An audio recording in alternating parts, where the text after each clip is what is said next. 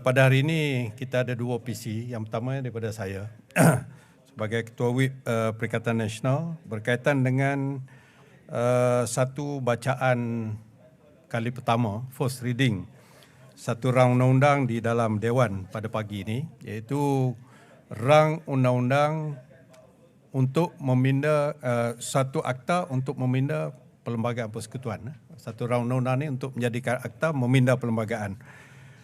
Terdapat beberapa siri taklimat telah diberikan kepada pihak kami juga di Perikatan Nasional oleh Kementerian Dalam Negeri berhubung dengan cadangan pindaan perlembagaan bahagian 3. Bahagian 3.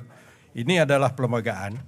Perlembagaan ni di belakangnya ni ada banyak bahagian-bahagian. Bahagian 1, 2, 3 dan sampai ke banyaklah bahagian-bahagiannya ni. Jadi yang berkaitan ni adalah bahagian 3 kepada Perlembagaan Persekutuan. Saya ingin menarik perhatian yang pertamanya kepada rakan-rakan media kepada perkara 159 ya. 159 perlembagaan, tajuk dia pindaan perlembagaan. Pindaan perlembagaan. Perkara 159 Fasal 5. Perlembagaan dia baca begitu, perkara fasal, artikel, clause. Fasal 5 dia kata, sesuatu undang-undang yang membuat satu pindaan kepada fasal 4, perkara 10, apa-apa undang-undang diluluskan, peruntukan bahagian 3. Ini yang berkaitan. Ini bahagian 3. Tidaklah boleh diluluskan tanpa persetujuan Majlis Raja-Raja, Conference of Rulers. Ini adalah 159.5. Perkara 159 Fasal 5. Jelas. Kami telah membuat beberapa pertanyaan dan juga minta penjelasan daripada Yang Berhormat Menteri Dalam Negeri sendiri, termasuk pada hari ini sendiri. Beliau telah menyatakan bahawa cadangan pindaan ini yang terkini yang telah dijadikan rang undang-undang ini dipanggil Blue Bill. Rang undang-undang biru. Blue Bill ini adalah rang undang-undang yang akan dibahaskan.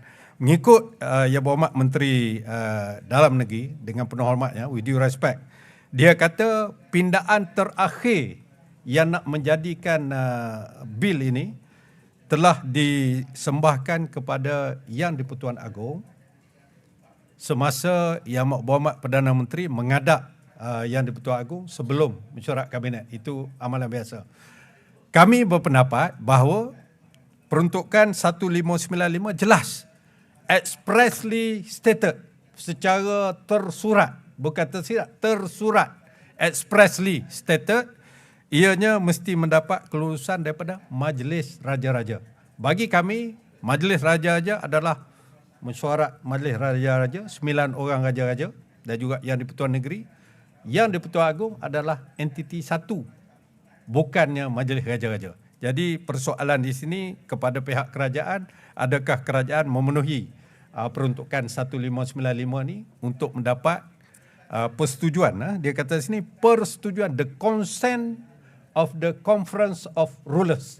Consent, bukan kata rujuk-rujuk begitu, kena dapat consent. Ini kata perlembagaan.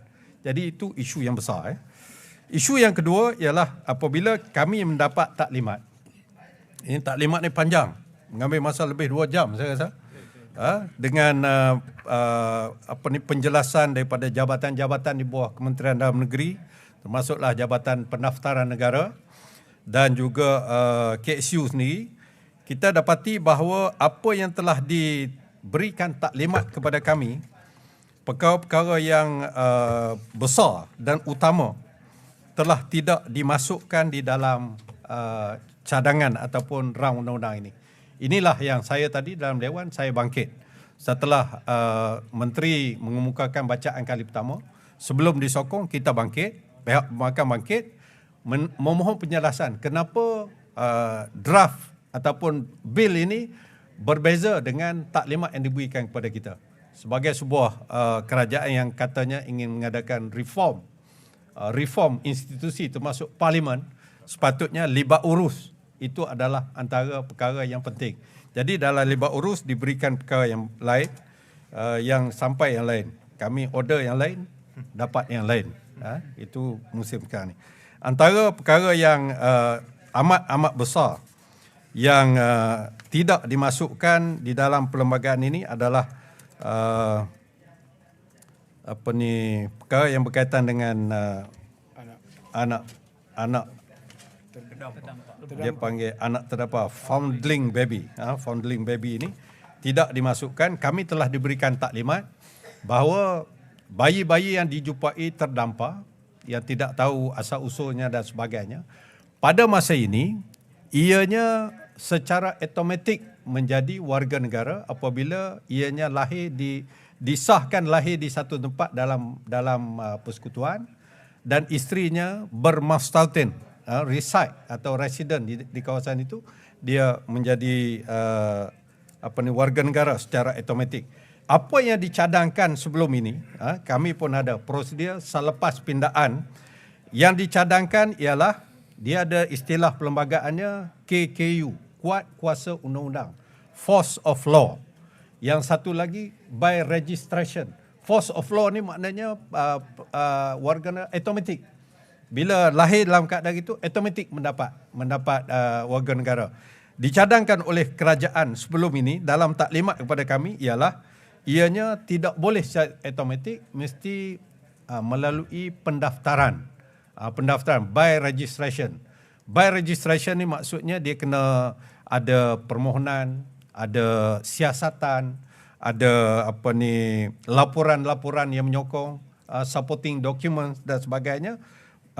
Termasuklah sehingga kami diterangkan dokumen yang perlu: CJ kelahiran, CJ anak angkat, laporan polis, laporan pelindung JKM, keratan akhbar mengenai kanak-kanak yang dijumpai jika ada. Sampai begitu sekali telitinya ataupun ketatnya dikenakan permohonan untuk seseorang yang dijumpai ini, bayi dijumpai, untuk disahkan sebagai seorang warga negara. Tiba-tiba peruntukan ini tidak dimasukkan di dalam rang undang-undang ini, iaitu perkara 15A2. 15A2. Jadi itu yang kami anggap bahawa ianya satu perkara yang tidak sepatutnya berlaku. Dan sekarang ni ada 15A. Dia tidak ada 1-2, hanya satu clause saja.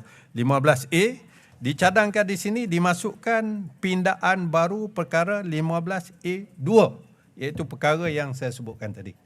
Jadi perkara ini kami telah mengadakan perjumpaan dengan Yang Berhormat Menteri sekejap tadi bersama Yang Berhormat Ketua Pembangkang, dan beliau memberikan penjelasan-penjelasan yang bagi kami tidak boleh terima sebagai satu alasan yang justifiable, yang mempunyai justifikasi.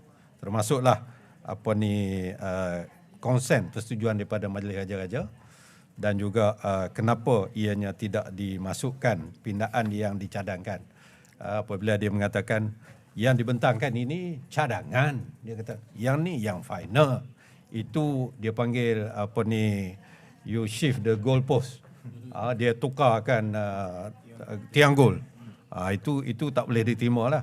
Ini yang dicadangkan. Kalau betul-betul dia nak ni, bentangkan balik kepada kita. Kenapa dia tidak nak masukkan 15A2 ni di dalam rang undang-undang ini? Okey, itu apa yang menjadi concern pihak pembangkang pada hari ini. Ya. Okey. Ya.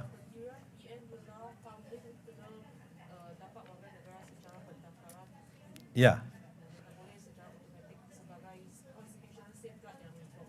Ya, sekarang ini keadaannya adalah automatic citizenship. Kerajaan sendiri, the present government, the government of the day, come up with the proposed amendment to Article 15A2 to create no more automatic citizenship. You must go through registration. Itu cadangan kerajaan dulu. But why all of a sudden ditukar? Kami tak tahu. Kami boleh bersetuju dengan cadangan dulu, tetapi tidak. Mungkin boleh jadi tidak cadangan yang sekarang ini. Kerana faktor-faktor yang banyak yang kami akan bahaskan di dalam Dewan nanti. Not here. Ya. Ya, kita salah satu daripada cadangan itu, amalan biasa dalam Parlimen, apabila satu-satu bil ini mendapat tentangan yang berfakta daripada pihak pembangkang ataupun kadang-kadang daripada kerajaan sendiri. Sebagai contoh, semasa Perikatan Nasional dulu, bil GEG, GEG yang dibawa oleh Yang Berhormat Menteri Kesihatan pada masa itu, kerana dibantah bukan saja oleh pembangkang, oleh kerajaan juga telah direfer kepada Special Select Committee, jawatankuasa khas Parlimen. Jadi dalam hal ini pun kami bersetuju kalau sekiranya ia dirujuk balik. Itu pun cadangan yang diberikan oleh Yang Berhormat Ketua Pembangkang kepada Menteri Dalam Negeri sekejap tadi. Why not you hold on, we give ample time to everyone, to all the stakeholders, including NGO, to come up with their proposal or their suggestion, and then kita boleh buat once and for all the complete amendment to the constitution. Itu yang kita harap, ya. Ya. We can say this lah. Before he made the briefing to us, definitely he get the blessing and green light from the cabinet. And why now he changed the proposal for this amendment? Bagi kami itu juga adalah satu pressure.